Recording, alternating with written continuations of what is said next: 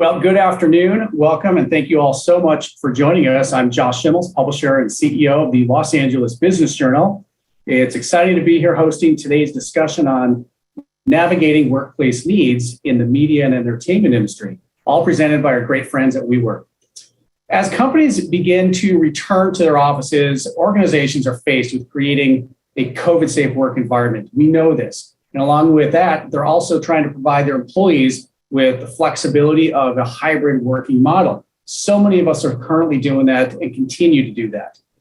Today, you're going to be hearing from our industry professionals on a range of post-pandemic related issues, specifically as they pertain to the media and entertainment industry, which we know is such an important driver of our economy here in Los Angeles. I want to thank all of those who submitted questions during the registration process. Some are actually going to be answered during the conversations, while others are going to be addressed at the end of our discussion. And we always encourage you to respond to our live audience polling questions, which you're going to see appear on your screen throughout the program. We'd love to hear from you, and then we'll publish those results both online and in the Business Journal next week. All right, let's get started. I'd like to introduce today's panelists. Lisa Buckley, Managing Director, Vayner Media. Peter Greenspan, Global Head of Real Estate at WeWork.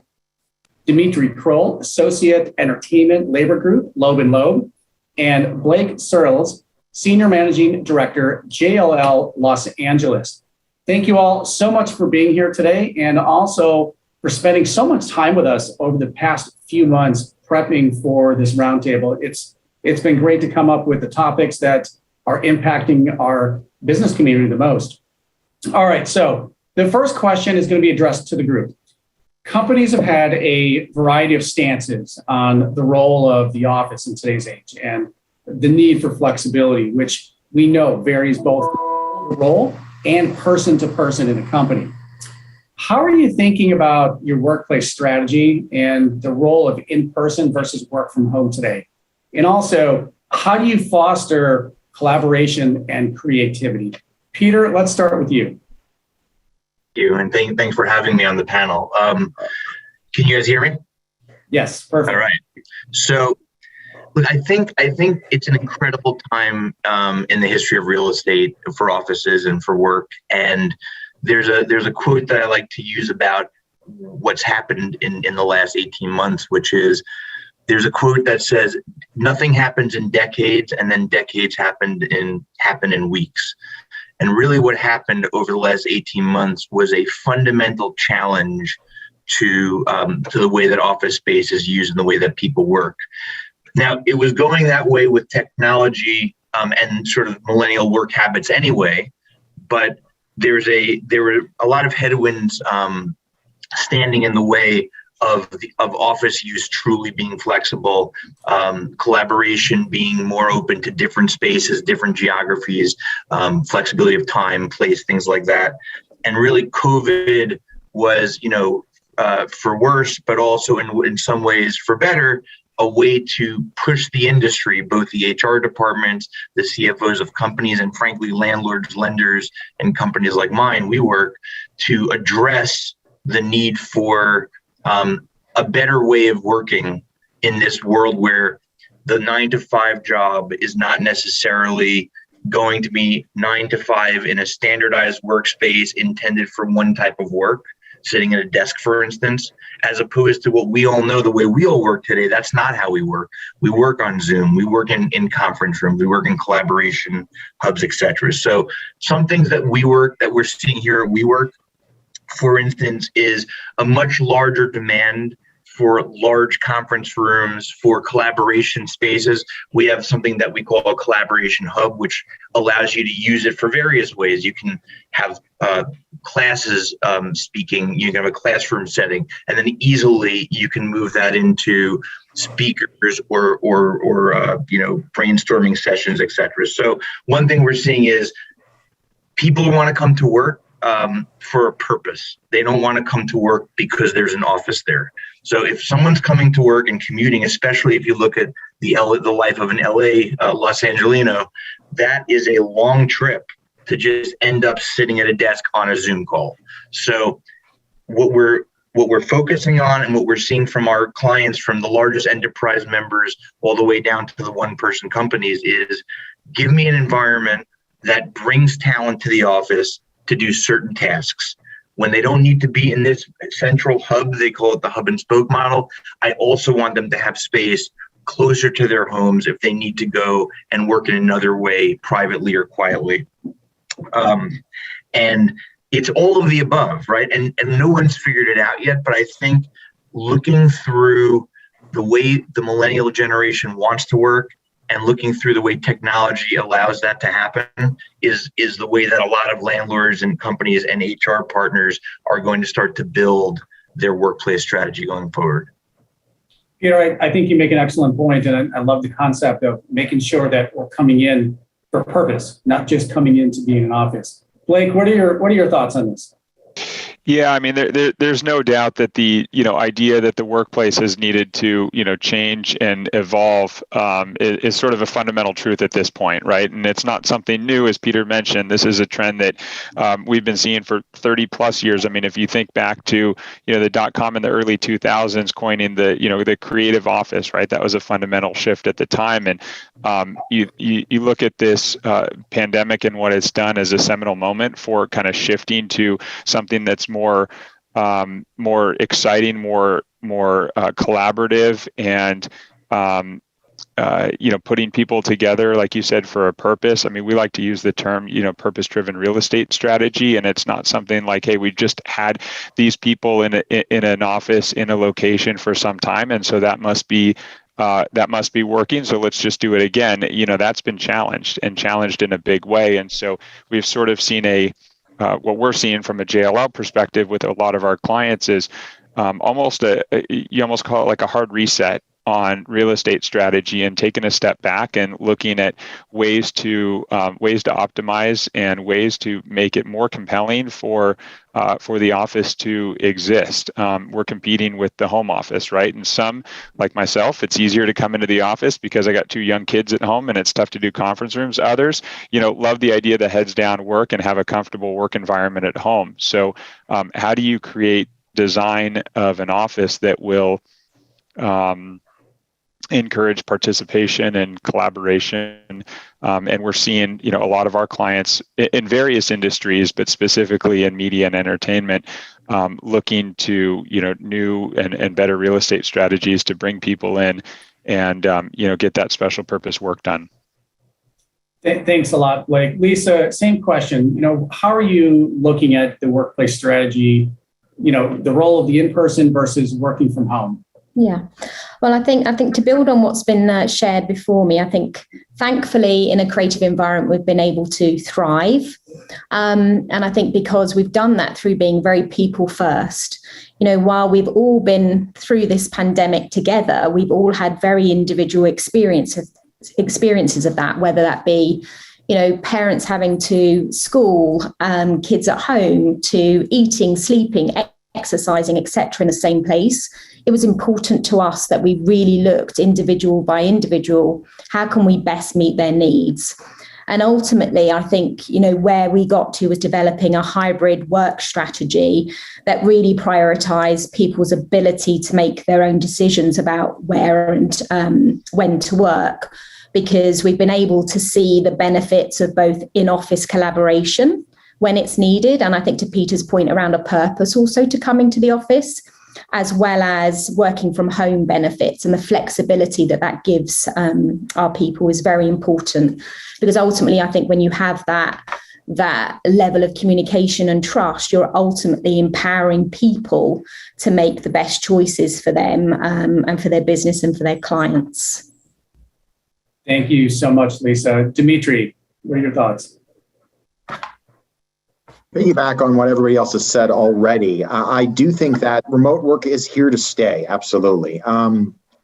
In the legal sphere, I do think that a lot of it has to be a hybrid environment, because certain, procedures such as mediations, I do believe in person are a lot better.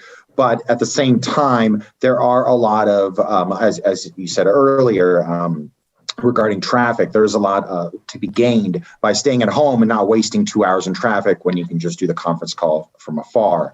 Now, it also provides a lot of flexibility for workers, but at the same time, we still need access to certain materials, certain files, and things of that nature, especially in the legal sphere. To your point on regarding collaboration and creativity, one thing I think that is fostered by the Zoom conferences as well as, in person, is to actually, and it's something that our firm institutes as well, is to reach out to people on an individual level and not just for work product, but also just to see how people are doing, maybe have some sort of activity that they can all participate in. And I feel that fosters a sense of community and allows those individuals as well to reach out to each other, because the more isolated we feel, the less we're going to feel comfortable reaching out to somebody if we need some information or to facilitate a certain transaction. Yeah, I think that's so important, and that's really where the people element comes into play. And thank you all. This is really a great way to kick things off. I want to continue this a little bit. Peter and Blake, when it comes to flexibility with the physical workspace, what are key challenges facing companies as they're looking for new workspace options today? Peter, what are your thoughts? Yeah, so it's interesting because what you really have is you have somewhat of a supply and demand mismatch in the industry right now. The users, the occupants, let's take an entertainment company that is looking, a small production company that's looking at its headcount for the next 12 months, 24 months.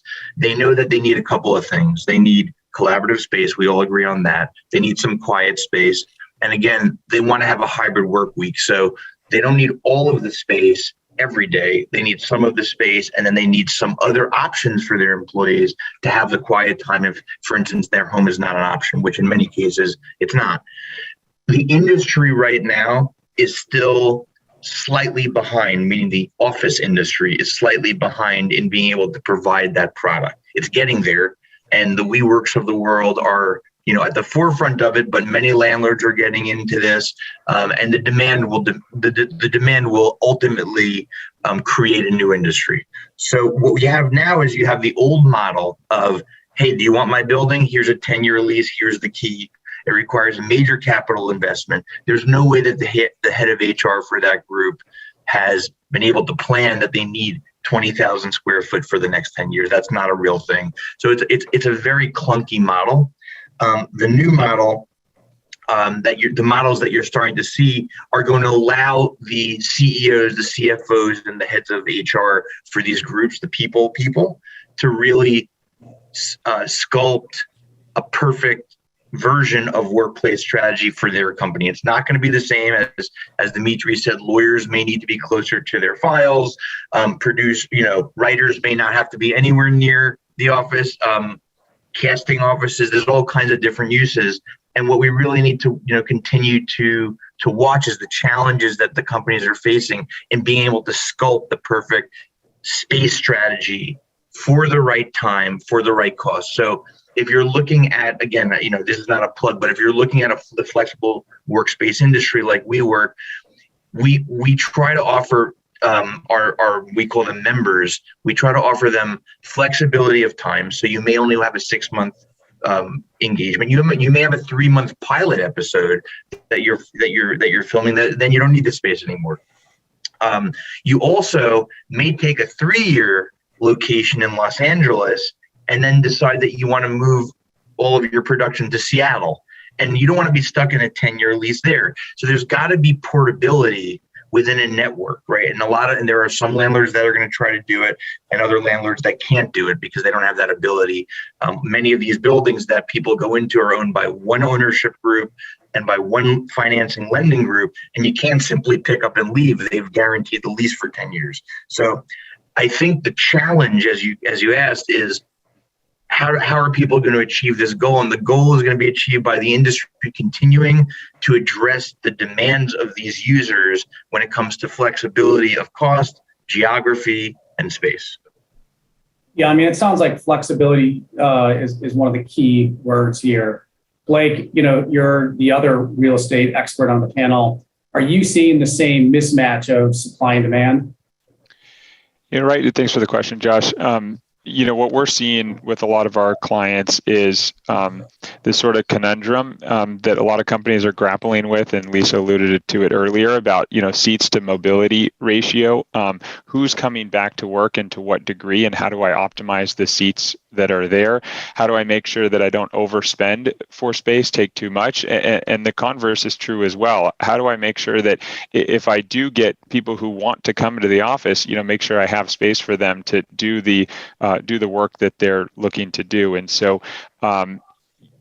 fundamentally, do you look at real estate as a cost center, or do you look at it as a functional tool to bring your people together and drive better business outcomes? A lot of what we're seeing from companies that we're working with are looking at their payroll, which is obviously a cost that's, in excess of 10 times what real estate costs are, and then how to use the real estate in order to enable their employees to do better work. And we've all kind of redefined what productivity means, right? And so a little bit of a tangent, right? But we've all been productive at home, but what does that mean from a context of the company culture and from the connectedness to your colleagues and to the overall company objectives?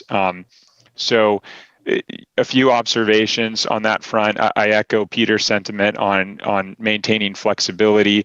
It's been well documented, right? The flight from the central business districts into the outer suburbs and even tertiary markets. We are see, if you look at it from a demographic perspective too, you look at an aging millennial population that is starting families and wanting to have some space.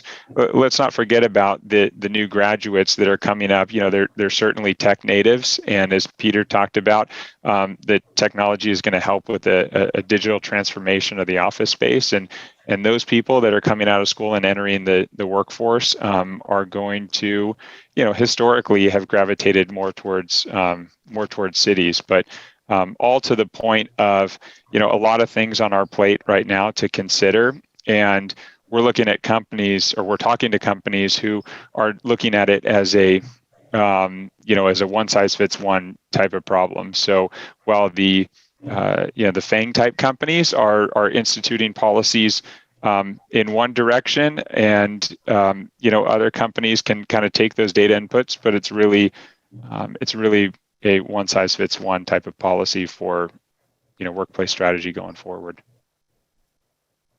Yeah, Blake, I think even before the pandemic, we saw a lot of changes in the last 5 or 6 years to what the office space started to look like and how it began to evolve.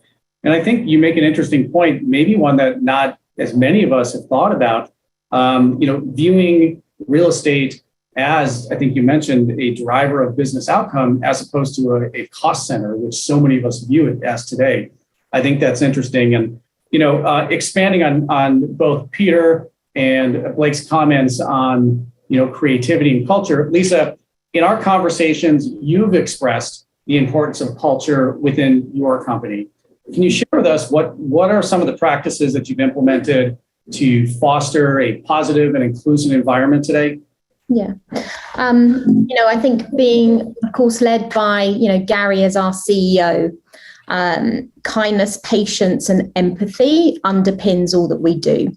So I think very much being in a people-first culture, I think over the course of the last year and a half, I would say there's two major important practices that we've implemented to foster that positivity and inclusiveness, which are, the first one really being around the efforts of DEI, and Black, Indigenous, people of colour. I think while we had what we call ERG groups set up in the beginning, so employee resource groups, we very much look to build those groups, listen to them, mine for signals in terms of what is needed with our people day in, day out, and use that to inform more inclusive culture. And I think, with us also hiring an amazing chief diversity officer during that process of Vanessa Vining, she's ultimately helping us get better every single day through that.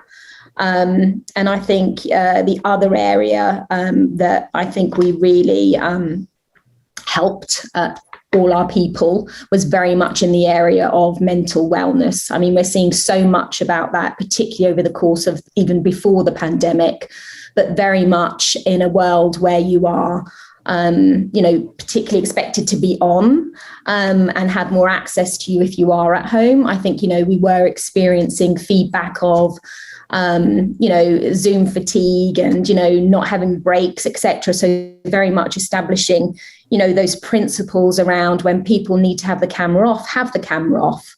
Very much when you need to take a break, make sure you're building those things into your calendar every day, because no one's going to do that for you. You have to do that for yourself. So I think very much, as I say, the area of DEI and very much mental wellness. And we've even just recently partnered with Journey. So an app that essentially enables, our teams to take those brain breaks during the day on their own time, as well as every Monday and Friday, we do what's called Vayner Mindfulness, which are real-time events run by an organization called Be Still that takes you everything through, breathing techniques to, I think, just bringing everybody back into a present moment that ultimately, I think when you are, a people first organization, recognizing that people need to take some time for themselves during the day has ultimately, I think, just helped, improve our collaboration and really see that by wrapping your arms around your people, that's ultimately going to keep building the culture that we had when we were all together back in person. Yeah, no, I think that's really helpful. I wrote that down to check out the app Journey for brain breaks. I know that my team would probably benefit and love to take more of those as well on a more consistent basis. I'll send you some info. I'm sorry? I'll send you some info. Please do. I appreciate it. So, while this is all really helpful, there are still people that might say, hey, Josh, this is great information, but we're still in a pandemic. We could argue we're at the latter half, the latter quarter, whatever it is, but we're still in a pandemic, and some of our decisions in the office could have, legal ramifications. So, Dimitri, a question I have for you: what precautions should businesses like WeWork put in place to ensure a COVID compliant environment today? Absolutely. So the first and foremost would be screenings. I mean, taking the symptoms at the door, preferably they shouldn't touch anybody. So just temperature screenings, much like what we've been dealing with when we go to various establishments already. They should have individuals wear face masks when indoors and outdoors when social distancing is not permitted. Obviously, social distancing is another facet of this. And if they can move spaces away from individuals that, are 6 feet apart, that would be beneficial. The other things that you'd want to look at, I would say, would be, if possible, to do any kind of survey prior to going back to the workforce to gauge the connectivity of your workforce and how comfortable they feel going back to work or any kind of in-person environment, or even another tangential related facet of that would be having some sort of portal with WeWork whereby people check in and check out. I'm assuming that's probably in place already. And so you can actually have contact tracing in case somebody does have symptoms. Now, other very simple things are going to be just keeping things sanitary. I mean, cleaning everything, trying to keep workspaces apart, and trying to make sure that if people are using workspaces, they're immediately cleaned or have a limited amount of people in those workspaces.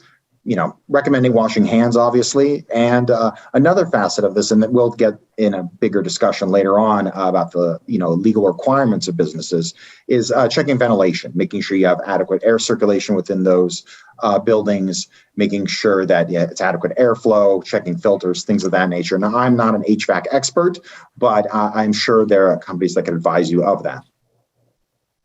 Yeah, I mean, I think that's so interesting. You mentioned, doing a survey of employees. We actually just did a recent survey to our readership, inquiring about comfort levels and company policies with regard to in-person events in 2022. I was surprised to see, to some degree, that 77% of our readers are wanting to return to in-person events next year, which may have been slightly higher than I would have anticipated.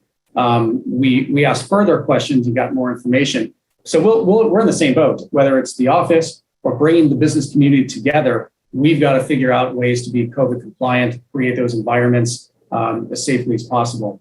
On that note, I want to ask how the media and entertainment industry and their clients within WeWork spaces, what's the value proposition? What are you seeing there, Peter? How are you differentiating what options exist specifically to those clients? Sure. So I actually worked in the media and entertainment industry for almost a decade before I came to WeWork. So I got, a very close look at what the demands of at least in this particular television and film studio, NBC Universal.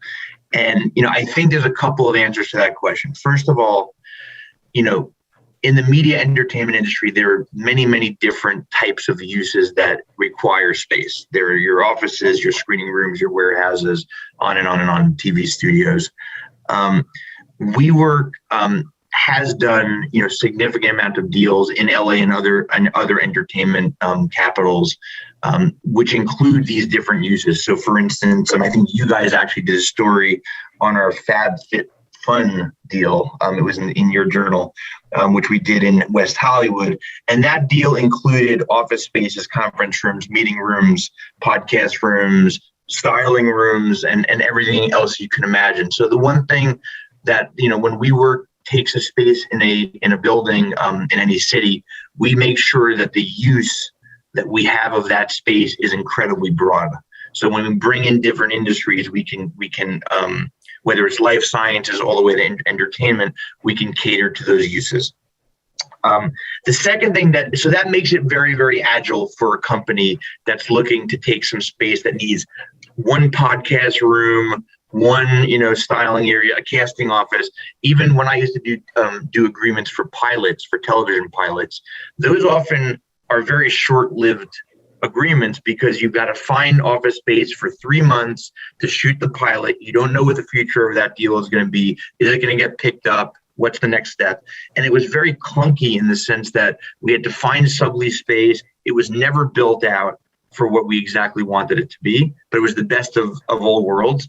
It was usually expensive because there wasn't a lot of it. And in addition to that, there was no CapEx that you were going to put into the space for 3 months. So it wasn't really built out to what you wanted.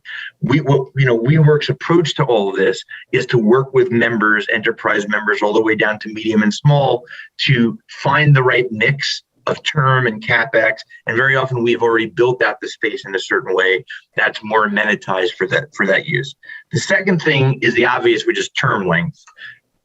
As I said before, sometimes somebody needs a 5-year space. Sometimes somebody needs a 6-month space. Sometimes somebody needs a 1-hour space. And what we've really done is we've worked with all of our members to ensure that they have the term they need. That's our business, and our business allows for that. We underwrite our deals based upon the fact that we've got some short-term and long-term. And I can talk a little bit about 1 hour later, but I did want to mention it.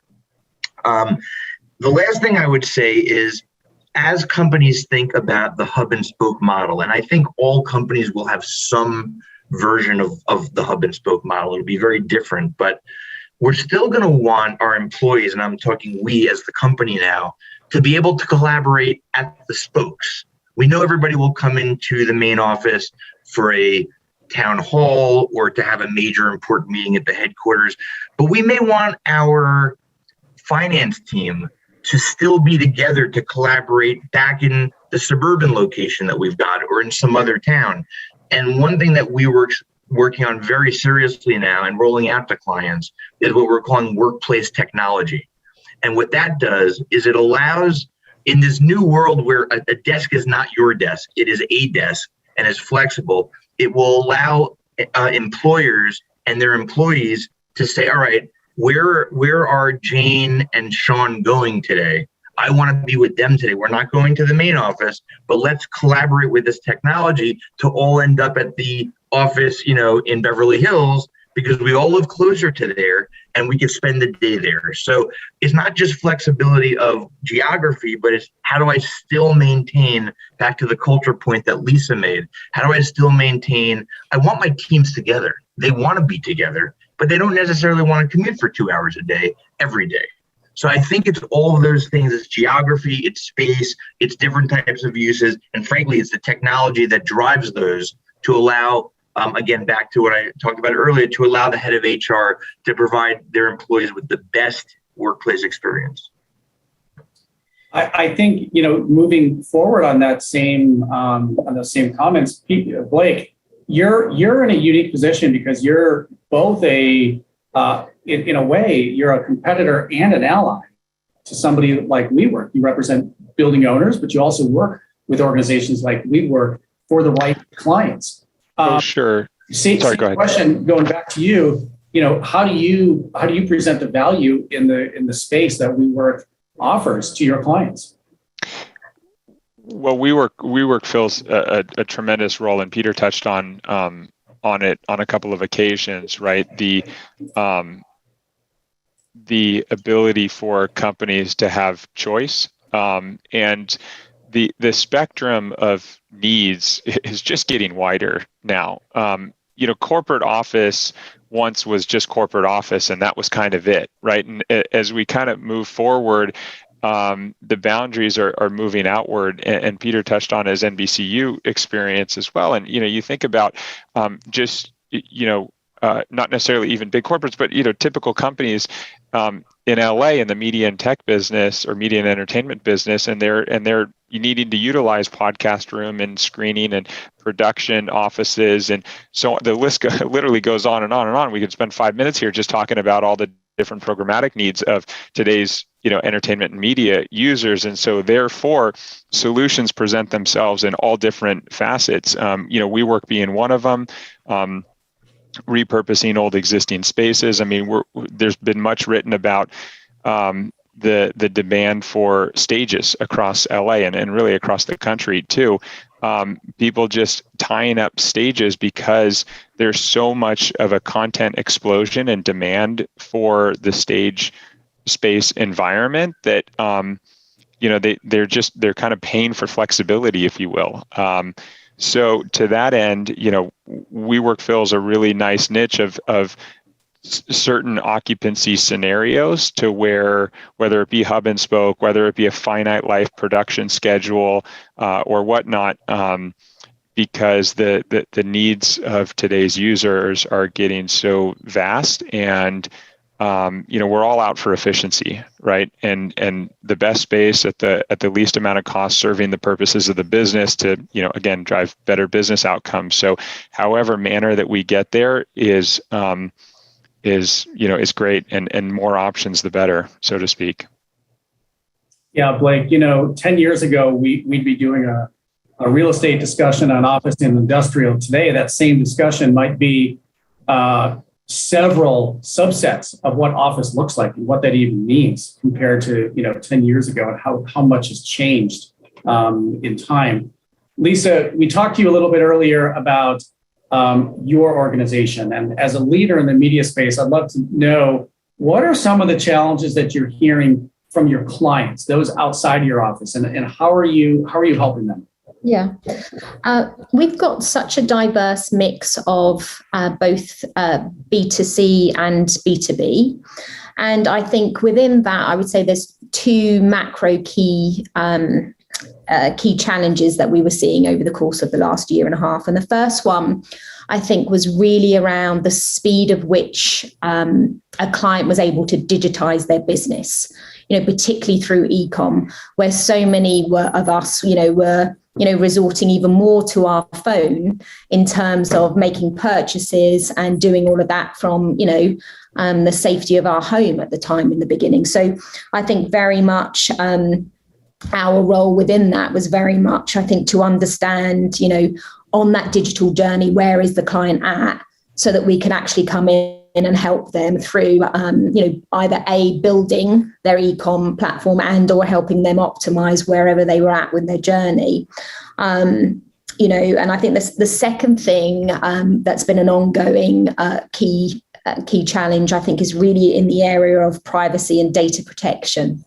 So, with the upcoming, the iOS updates and ad targeting and so forth, ensuring that, when clients are planning and buying in particular, that we are doing so very mindfully in terms of ad safety. So I think very much a different spin on the technology part, but a very important one nonetheless. So those continue to be the digitization of a business and the data protection, ongoing themes, both complex in nature that will be, ongoing conversations, at least I think for the next 6 months to a year. Yeah, I personally think that conversation is going to be around for a very, very long time. We held a cybersecurity roundtable a few months back, and I'll tell you, it was one of the most fascinating and one of the most terrifying roundtables that I've been a part of, because there are so many factors that need to go into decisions for companies on privacy and data protection and security. And a lot of that is not being addressed maybe as widespread as it should be in today's environment, where there are liabilities for people working at home. There are absolutely liabilities that exist. A conversation for another day. Dimitri, your firm, has a great portfolio of entertainment companies. So when it comes to the industry, what are you seeing with your clients in general, as far as instituting COVID parameters for, say, production, and those who are returning back to the office or the space or the lot or whatever it is? What's that starting to look like, and how are you advising them? So, as many of your viewers may know already, that the entertainment industry is one of the first to ramp up in the first place, and we've been advising them for quite some time regarding their productions. They were very, very ahead of the ball, I believe, with regards to COVID. In fact, productions have been operating since September 21st, 2020, when the initial return to work agreement was reached between the Alliance of Motion Picture Television Producers, the AMPTP, and the various guilds and unions such as SAG-AFTRA, DGA, OTC, and the Teamsters, or Basic Crafts Union. That agreement was later modified on July 19th, 2021, and that agreement has continued to operate, although it is scheduled to renegotiate. And that agreement actually was modified as a result of the prevalence of vaccines, which is a blessing, I believe. So the overall, we've been advising clients on how to comply with these agreements, how to ensure that they can continue with productions and avoid any issues with the guilds and unions as they ramp back up, so they can have a lot of content ready to go. These agreements tend to have pretty much the same kind of parameters regarding testing, pre-employment within 48 hours, and periodic testing 3 times per year. The types of testing, which includes PCR diagnostic, rapid, or pool testing. And all of this is addressed in these documents. So it's very detailed oriented. They also have who get tested and how often. There are a breakdown of zones with regards to each individual. So your performers can act in an intimate scene, and at the same time, they're not as much as risk because they are under different restrictions, different testing parameters, and also different vaccination requirements. After all, a love scene with masks and 6 feet separation isn't very lovely. So, and additionally, it did also help institute other policies like health surveys, temperature checks, consents, transportation requirements. One of the more interesting pieces of it, they also instituted COVID compliance supervisors. So they funneled the ability of the productions to assess risk, to have somebody implement these policies and to ensure compliance, and somebody that the individuals could report to ensure that they're feeling safe and comfortable on set. Other instances, obviously, was like including PPEs, personal protective equipment, and other union-specific modifications, which we definitely help clients with, because each union has their own specific collective bargaining agreement that, with this return to work agreement, was slightly modified. By way of example, the DGA agreement has a requirement whereby there's very limited remote viewing of a certain production. Now, the DJ provides some leniency on that due to COVID, and that was incorporated and baked into this agreement, whereby certain producers or the director themselves could potentially do this remotely versus subject themselves to be on set, because some of these directors are flying, international flights. And the other piece of it that I think is interesting is, as of July, like I said, 19, 2021, there is a mandatory vaccination policy that they instituted before, which we will discuss later, pursuant to President Biden's order. Now, that policy provided less stringent requirements for people in a Zone A, which is primarily background and performers and actors. So we advise how to implement that. And one of the hurdles of these fall policies, which I'm sure some of your viewers are thinking of implementing, is how do you accommodate those that are seeking exemptions, and how do you implement a mandatory vaccination policy without running afoul of any labor laws? One interesting story I do have regarding the implementation of this policy so far back in September 2020 is that a lot of the California not legislatures, but the California government in general, when speaking with some of these unions, they felt that this was actually a great way as a litmus test to see how we can get back to work, that how testing can be implemented, how infections spread. And they did, I think, have done a really good job in providing us with great content, as many people love to watch, the Netflix and Amazons and everything like that. That had to continue, and this is how we did it. And so that was that's how what I've seen happening, and I think that's going to continue going forward. Yeah, thank you so much, Dimitri. We hosted a roundtable a few months back on the impact of new labor and employment laws on the return to the workspace, and that's an ongoing discussion that I think we're going to be talking about for quite some time. But going back to working from home, we've heard a couple of times in this conversation the words proximity and convenience, lack of sitting in traffic, the comfort of working from home, and then the others, comfort of not working at home, depending on what your scenarios are. My question for Peter is, how does WeWork plan to accommodate for the sort of the ideas of proximity and convenience that so many of us like at home? How do you accommodate that and incorporate that into your offices? So first, the question really goes to the fact that companies are fighting for talent, and there's different types of talent. There's the tech, there's entertainment, and all of those talented, young people coming out of college, coming out of what I would call sort of this the new millennial generation that's going to soon, by the way, sit on the C-suites of every company. I think we'll see an even more dramatic change in this work. So this is chapter one, but I think the challenge to the companies, to our companies in this country and abroad now are, how do I engage these employees so that comfort and that proximity, while valuable, is not the most valuable way to spend your time? Meaning, I also loved working from home. I have over an hour commute into the city. But when I get to the office here at WeWork, there's an incredible amount of engagement. There's an incredible amount of design intended to create energy. And I think all companies who hire architects today to try to bring talent back to the office, and there are very, very important reasons to bring them back to the office that we've all discussed today, maybe not 5 days a week, but there is that human connection.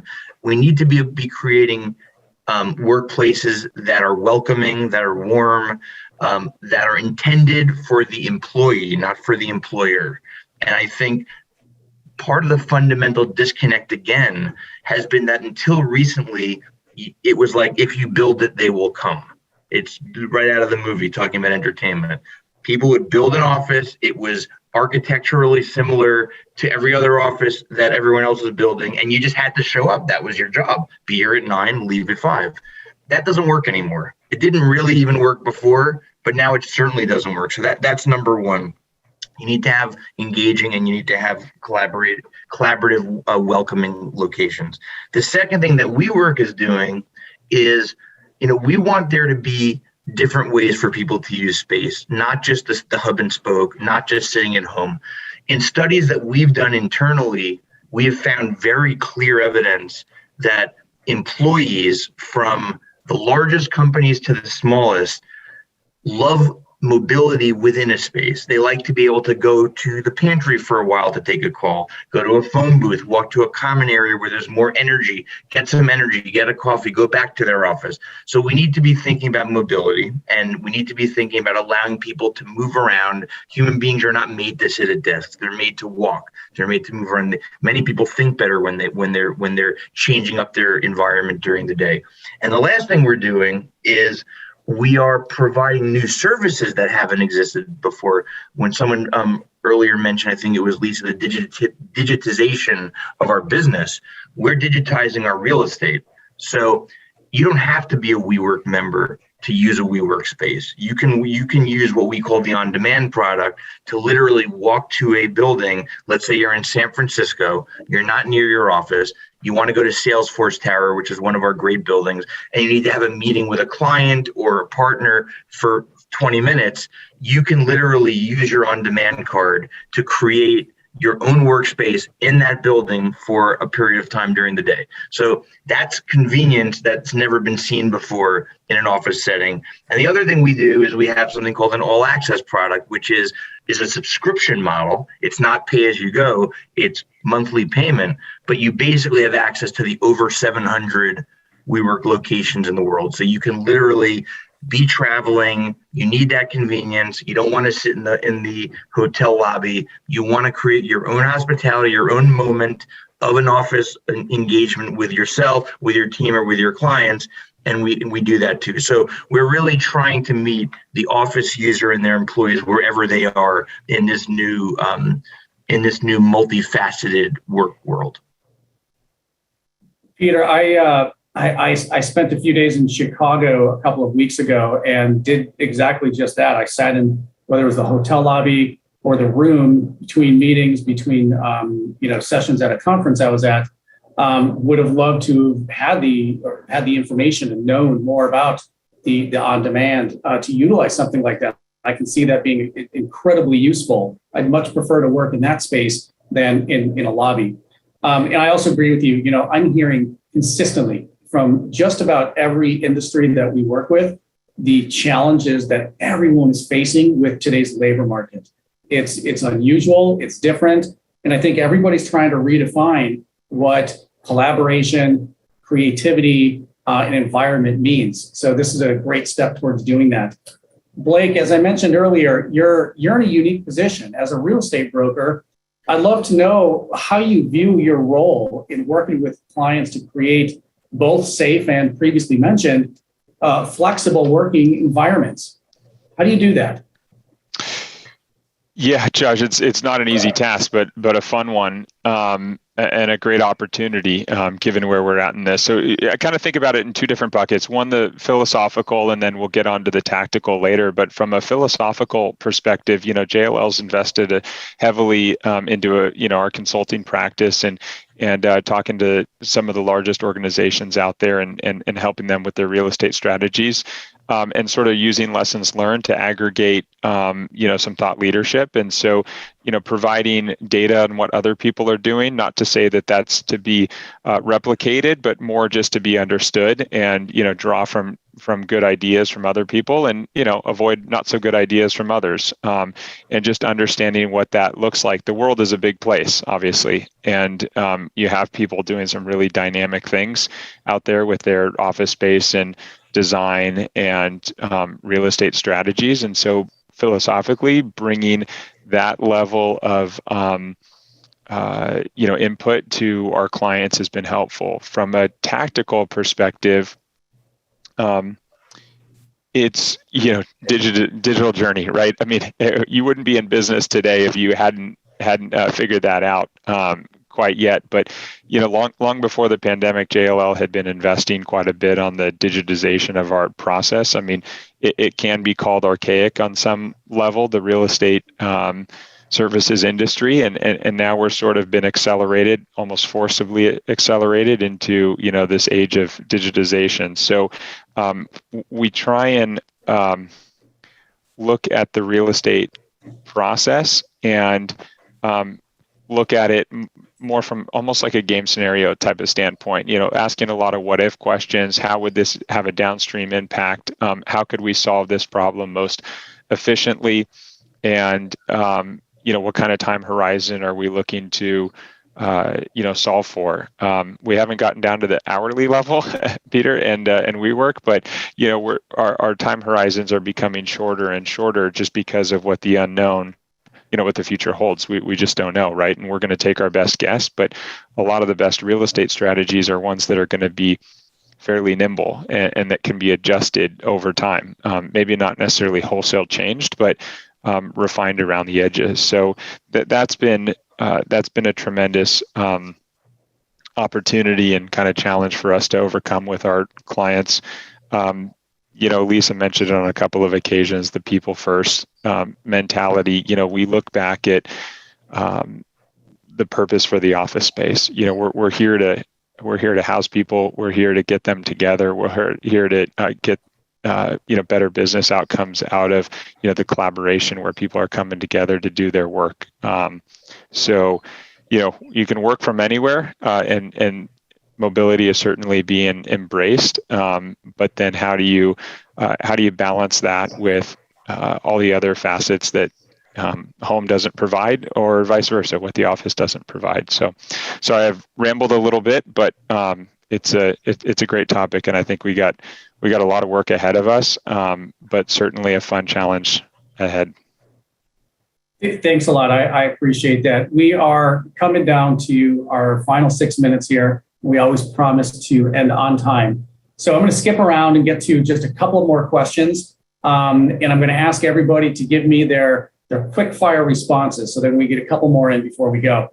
Dimitri, this next one actually came in from the audience during registration. They asked, what are businesses currently required to do regarding COVID/proof of vaccination in preparing for a safe workplace, both from the federal and specifically here in California level? What does the law say today? I know that's not a quick fire response, but let's see what you can do. Yeah, absolutely. I can summarize all federal and California state law in just screaming at it. No, but nonetheless, there is quite a few requirements. One thing I do want to mention to your audience is this is a very poignant question, because as of September 9, 2021, President Biden directed the OSHA, or the Occupational Health Administration Agency, to create the Emergency Temporary Standard Act. And essentially what that, it's not an act, but Emergency Temporary Standard Initiative. And then that essentially requires employers of 100 or more employees to institute vaccination policies or create provide documentation for negative COVID-19 testing. Now, I have a whole diatribe on that, but I'm not going to go through that with you guys right now because it has been stayed as a result of the Fifth Circuit Court of Appeals. So we'll see how that goes, but it should be, we'll figure out if that's going to apply to you. And that's very important to keep an eye on as well. Now, with regards to just requirements, let's just break it down very quickly. The California Division of Occupational Health and Safety, so that way you know what administration it is, has their own COVID-19 prevention emergency temporary standards, and that's still in effect. It was updated on June 17, 2021 by Governor Newsom. And if you're in for some light reading, you can look it up on Title 8 California Code of Regulations, sections 3205 through 3205.4. I know if you have insomnia, you'll love it. It's great. But that being said, let's just get to the nitty gritty of it. You got to have face coverings. Face masks are required. Now, for unvaccinated individuals, they are not, but it's still, I highly recommend it with regards to that. Additionally, you must have employee screenings. That's required by what I just cited earlier, the Cal OSHA regulations. You have to develop and implement a process for screening. You can also ask the employee to self-diagnose. Now, if you have screenings at the workplace, you have to have face coverings by the person administering it and obviously the person receiving it, and it has to be a non-contact thermometer. Now, there are county-specific ordinances as well, so that includes Los Angeles, San Francisco. So if you have businesses in those locations, highly recommend you look at those ordinances, or you can reach out to us, and I'm happy to direct you in the right way. And a special note for that, I do talk to some of my, I represent primarily defense attorneys, defendants. and corporations. So I do have plaintiffs' side friends who are currently litigating with regards to compensable time for the testing if there is on premises. So be aware of that. If you're trying, testing on your premises, that's something to be, careful of. And if you don't want to compensate. And ventilation-wise, you have to continue keeping optimal ventilation systems, maximize outdoor air, and increase filtration efficiencies. Another one is going to be regarding testing. You're going to have to offer testing at no cost for paid time when they're symptomatic or after exposure during an outbreak or major outbreaks. Outbreaks are 3 or more within 14 days, and major outbreaks are about 20 or more within 30 days. And a few other ones is you must have employer training. So, and that's pretty intuitive. You're going to have to inform them of policies, procedures, benefits, information for employees like paid sick leave, workers' compensation, importance of physical distancing, face coverings, hand washing, sanitation, things of that nature. And last but not least, proof must have written policies. So you want to have including explanations of your COVID policies, preventions, how to identify the COVID-19 hazards, testing protocols, procedures to investigate and respond to, who do you go to, who in HR you want to discuss this with, and obviously keeping any kind of records of that confidential, and return to work criteria, reporting, and record keeping. One other note that I have quite a bit more to go, but a few other notes quickly for those in Los Angeles specifically. Los Angeles County City Council passed an ordinance on October 6, 2021, which implies the business where food and beverages are served, gyms, entertainment, recreation venues, and personal care establishments like nail salons. So those are also going to be subject to required patrons to provide proof of a vaccination entering indoor portions of the business, but that's not to employees. This is Los Angeles City ordinance. Now they can provide self-attestation of disability or sincerely held religious belief on that vaccination status. Obviously, that is very intensive case-by-case basis on how you assess that and whether it's valid, but I won't go into that at this point in time. But if they do self-attest, they can get indoors if they have proof of a negative COVID test and photo ID. Now, it also requires an advisory notice to be placed. Thank you, Adrian. I know that I put you on a little bit on the spot, asking you to do it quick fire. Legal advice, in my experience, is often never a quick fire response. But thank you for providing us as much information in that period of time. All right, we are down to our last question this afternoon. So I'm going to ask for 30-second or less responses from each of you on the following question. What do you see the future of the workspace in the next year? Peter, let's start with you. Oh, man. The future of the workspace in the next year, I think we've already hit on all the points. It's going to be inviting. It's got to be adjustable. It's got to be a space that all the CapEx wasn't put in to be stuck for 10 years. Again, flexibility is key. And I think that it's got to be technologically enabled so that people can figure out who's where, who you're collaborating with, and when you're not at home, how are you using the space best? That to me, that's the future of space. Thank you. Blake, same question.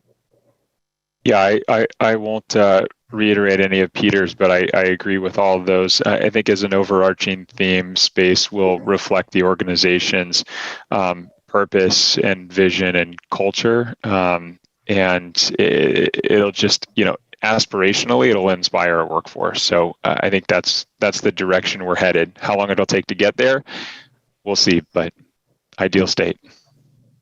Perfect. Dimitri. I completely agree with Peter and Blake on this. I think it's going to be collaborative. But in a collaborative, I mean not only that we collaborate in regards to just meeting together, but also understanding your workforce and how they're working and how best you can implement, remote work or in-person environments for them. Thank you. And Lisa, you get the final word. Oh, thank you. Loving everything that's been shared. And simply, I think it's about ensuring autonomy and trust for people in a hybrid workplace going forward. Well, I think that was well said. I'd like to ask everybody out there, join me in a virtual round of applause for today's panelists, Peter, Lisa, Blake, and Dimitri.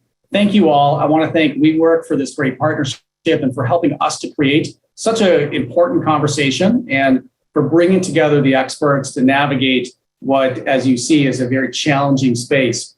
I want to remind you all that Monday's print and digital versions of the Business Journal are going to be highlighting this event. Additionally, if there's anybody that you think would get value from watching a portion of this who wasn't able to join today, there's going to be a recorded version at lebusinessjournal.com in the next day or two. Thank you all so much for being a part of this, and we will see you soon. Stay safe.